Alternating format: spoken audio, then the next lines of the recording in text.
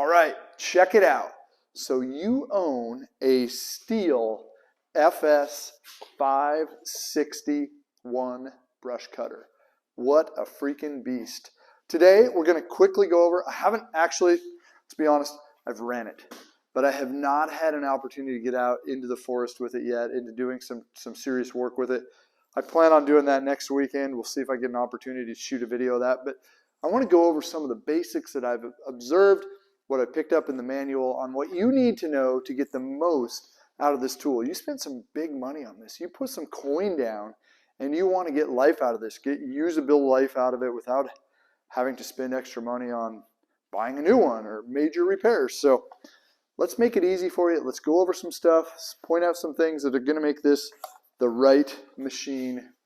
Now, what you're going to do to take care of this machine the right way to get the most out of it. So first of all, right, safety stuff. This is a tool that we're running a saw blade. We're running it for extended periods of time. It's loud. This is 3.75 horsepower. It's a 57.5, 58 cc. Sounds like a chainsaw out there just ripping. It is winding up, serious noise. I'll fire this thing up here in a minute so you can hear it. But it's loud, and you're going to be running it a long time, so protect your ears. And if I'm running this, I'm probably not wearing just ear muffs. I'm probably going to be wearing a steel helmet or brush defender system, something to protect my face and my ears. And definitely think about some eye protection. Even if you are wearing a face mask, face shield, get some eye protection on. So gloves, not a bad idea. Some heavy pants, some heavy boots. Not out there in flip-flops and shorts. I know it looks cool, but bloody shins, they don't feel good. Can do a lot of damage. So we got the safety stuff.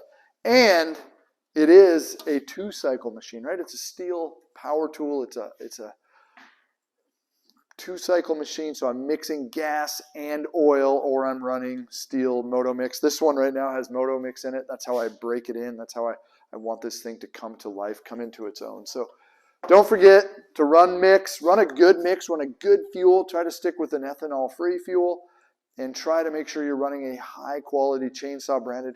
Hey, make it easy. Just stick to steel, oil. Don't be messing around with some of this other stuff, or you're going to start asking for problems. How's it going to start? Well, Steel's been on this quest over the last decade, it seems like, to make their stuff start easier, have the same starting characteristics between all of their tools, which has been really cool to see. How they've gone to a momentary kill button, so I stop it, but it's ready to start again.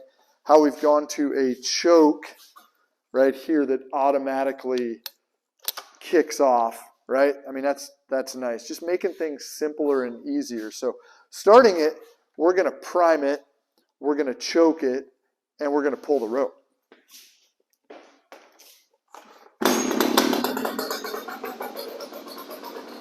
You can hear it. Sounds a lot like a chainsaw, huh? It's a nice throaty sound.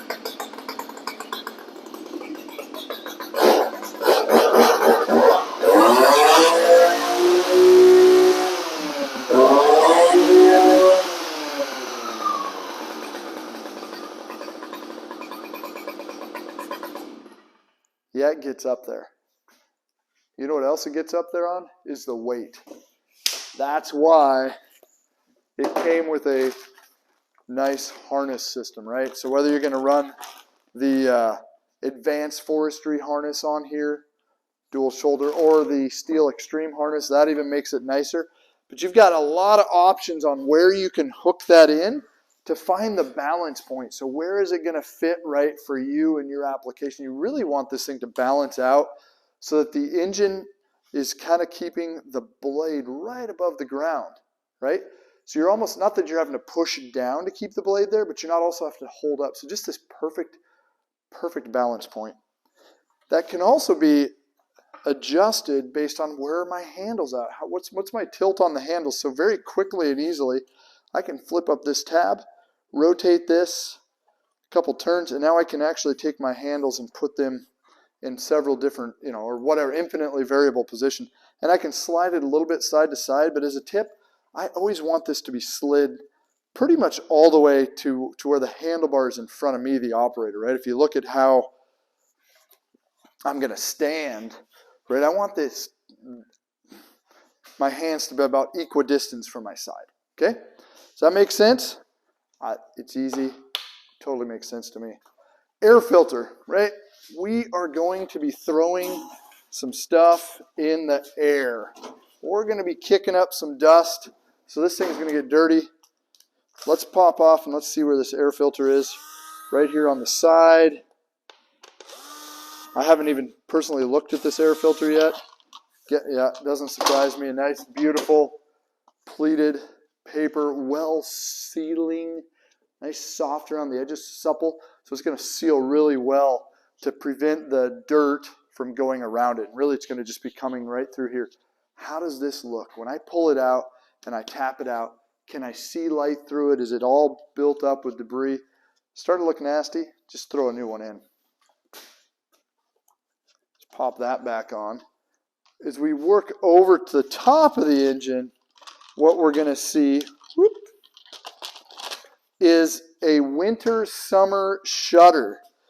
Something very common on steel chainsaws. We've talked about that before.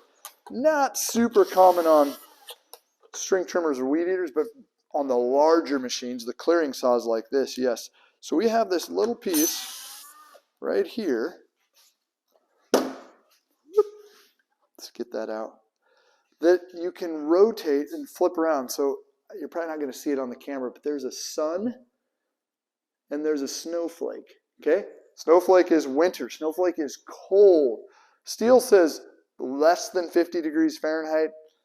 Personally, I don't want to go against the man, but I'm going to say I'd like it a little colder than that, right? And what this does, when you flip this around and you open the window, it allows heat from the engine to get to the intake, to the carburetor, to prevent icing, okay? Personally, I'd like it to be under 40. I don't see a lot of problems with it in our region. We're in the Pacific Northwest.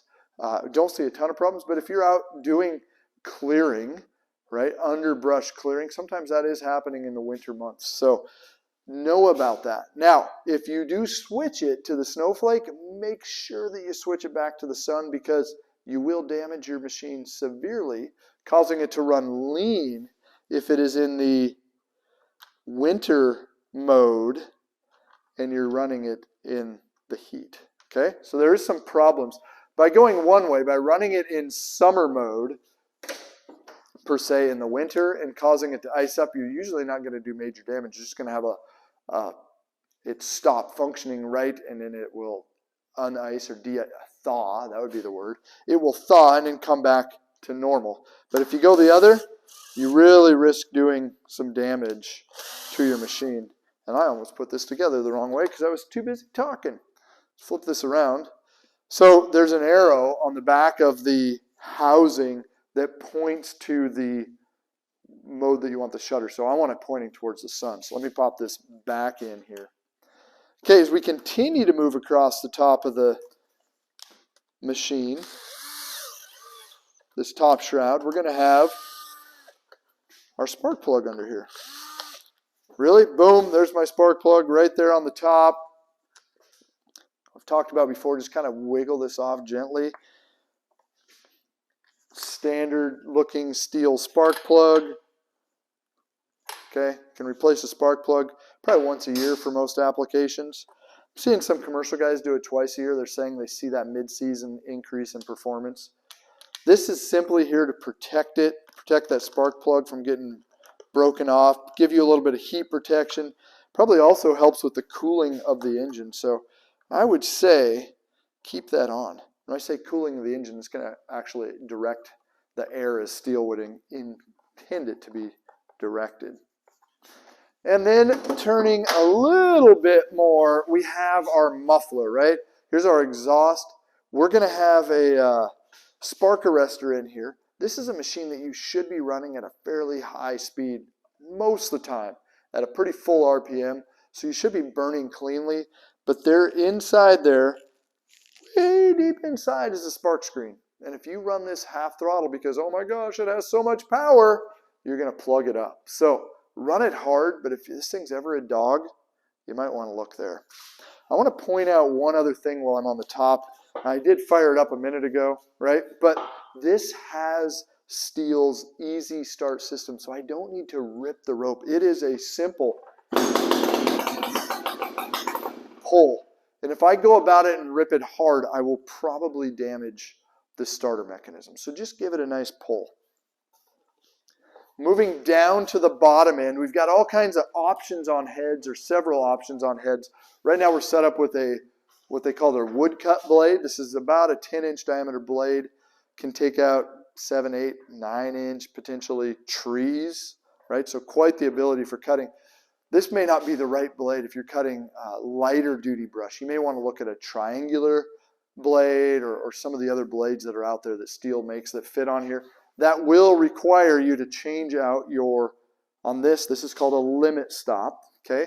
And you actually want to use this almost like you would dogs on a chainsaw, those spikes. So this is used to leverage into the cut. But moving to a different style cutting blade, we actually need something that protects you from flying debris. This unit comes out of box with two. One is the limit stop, and the other deflector is this large deflector that's intended to go with a line cutting head. So this machine can take two different line heads. One is the DuroCut 40-4. Takes fixed line lengths, right? You put in strips of line. It holds 4 of them, up to 0.155 diameter trimmer line. So some serious size trimmer line. I like that head. It works well. I love the fact that you can change from really light duty line all the way up to really heavy if I'm cutting in some heavy stuff. But I don't really like that style head when I'm locked and loaded into a harness. Personally, right? Remember, I'm locked here, so to change out that trimmer line requires me to dismount from the machine. Kind of doesn't make sense, does it? The other head is the AutoCut 56-2. Don't quote me on that, but I believe it's the AutoCut 56-2, which is a bump head. So, continuous feed style head where I just tap it on the ground to get more line. And that fits on here. With that head and this deflector, you're talking about a 22-inch diameter clearing path or swath. That's a good size, right? Well, of course it's a good size because this thing is a beast, 3.75 horse. It can spin it. And we got maintenance right down here on the end. We have this plug that comes out and allows us then to screw in our steel grease, our steel gearbox grease. So take care of your engine on the top end, right? Run good fuel. Keep your air filter clean. Make sure you run it hard so you don't plug up your spark arrestor. Take care of this gearbox greasing so you get maximum life out of it. I think that's about it. There you go. So you own an FS561. Hey, I can't wait to hear more about what you think about this. How do you like this anti-vibration system? You felt it, right? Do you see that move? That's just going to make this thing a joy to run for long periods of time. All right, guys. Can't wait to hear more about what you guys think of the Steel FS561 brush cutter. We'll see you all soon. Hey, this is Josh from Carl's Mower and Saw. Thanks for watching our videos. We're proud of the fact that we've been serving you with the best in outdoor power equipment since 1990. We're glad that you had an opportunity to sit down, watch our videos, learn something about an exciting new product that we have, something that interests you for your property, or really how to use your equipment to the best of its ability. Don't forget to like, subscribe, follow, whether it's on Instagram or YouTube. We're excited to share more information with you. See you soon.